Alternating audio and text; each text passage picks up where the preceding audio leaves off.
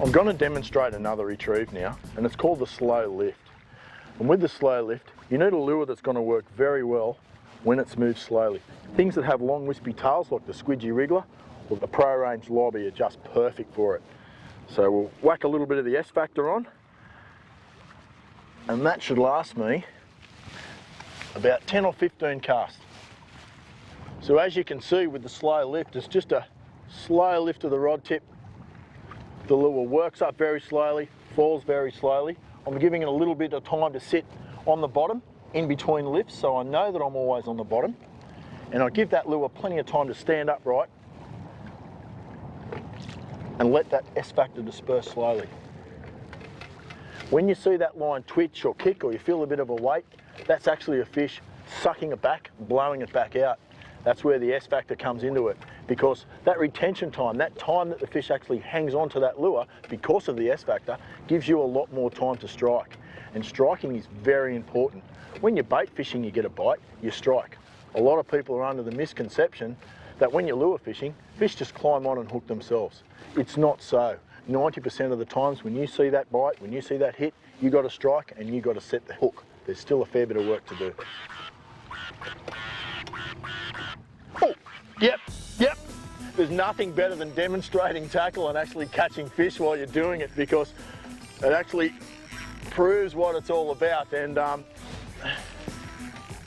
the slow lift is designed to really hang that lure in that drop-off zone as long as I possibly can. A little bit of S factor on the lure, get that fish sucking it in and out, getting the taste going. And I'm not sure, by the head shakes, this feels like a flatty, and it could be a good one, I think. Please stay on. If I've got this thing hooked in the mouth, it's a good fish. I might have him foul hooked, I'm not sure, but he hit the lure with some gusto, let me tell you. This drag is really working for me nicely, and although I want to see him and although I want to see what I've caught, this is a very important stage of the fight. I just need to take my time, and one of the very important considerations when you're playing a fish, whether it be a tiny fish or whether it be a big fish, is to keep a constant pressure on that rod at all times. Don't point the rod at the fish, because what that does is it just gives direct contact to the reel. It's too much resistance. That nice soft tip is allowing that cushioning at all times. You need to make the outfit work for you. That drag's letting go just when it has to be. I've backed it off a little bit, but you don't want to back that drag off too much, because if it's too light and the fish can run and shake its head, especially flatties like they do, it can create that slack line and give the flathead the opportunity to spit that hook out. If you maintain that tension at all times, he won't be able to throw that hook. Right, we've seen this fish. It's actually a very nice dusky flatty, beautifully lit up fish.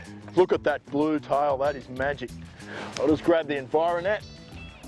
Very important when you're netting all fish, especially flathead, is to go head first. The Environet, a lot of people are under the misconception that they're too hard to pull through the water. If you are pulling a net through the water while you're netting a fish, you're swiping at the fish, and it's something that you shouldn't even be doing anyway. It's just a matter of easing that fish into the net. All right, come on, darling.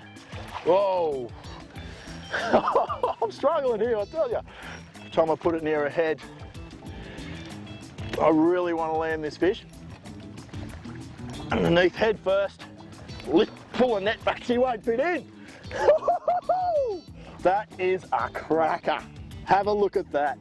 What a great feeling to get a quality fish like that. That is a beautiful, oh, easy big girl. That is a beautiful, beautiful winter flathead. Very, very typical of this time of year. You don't get a lot, but when you get them, they're beauties. So I was actually quite fortunate to get that fish. It was a really nice hit, a really nice bite. A little Pro Range Lobby. It's done its job, looking a little bit worse for wear, but it's done its job. Once again, a fantastic lure. Not much these things don't catch. We've got barramundi, finger mark, you know, flathead, brim, whiting. Great lure. Well, we better look after this big girl and let's get her back in, eh? We'll take a couple of photos and we'll pop her back. These are the ones that we must let go, the big girls, the big brooders. I've actually grabbed the little Shimano lip grippers to hold this fish, and I've put her back in the drink so she's nice and comfortable while I pop out the brag mat. Whack a little bit of water on the brag mat. I've actually weighed this fish with the lip grippers as well, and I was right, she's about 5 kilos, so we'll just pop her on there. That is a beautiful looking fish. Have a look at that. Look at the condition of that through there. Beautiful. 84 centimetre flathead, squidgy lobby. Awesome fun. Look at that. Another consideration when you're using lip grippers is don't hang the fish by the jaw and just hang them vertically. Support the fish at all times, because what happens is the actual guts can come down and crush themselves, and all the internals of the fish can get very, very damaged. So keep that fish wet, keep it moist, and support the fish at all times. I think I've talked enough about this fish. I don't want to let her go, but I've got to. Let's send her back and put her back where she came from. Come on. Look at that. The dorsal fins are up, pectorals are out. She's right, she's ready to go. It's just a matter of releasing those, and off she goes without a drama. I tell you what, for me, it's great to catch a flatty like that, but it's even better to let them go. Well, I hope you've learned a lot today and you've really enjoyed the DVD. All those retrieves I've showed you, you don't need the big flash bait. They can all be done from the shore as well. Jump in your car, there's hundreds of places where you can go and find your own little spot, and away you go. If you want to take your fishing to the next level, make sure you check out Squidgy DVD number 5, the S Factor.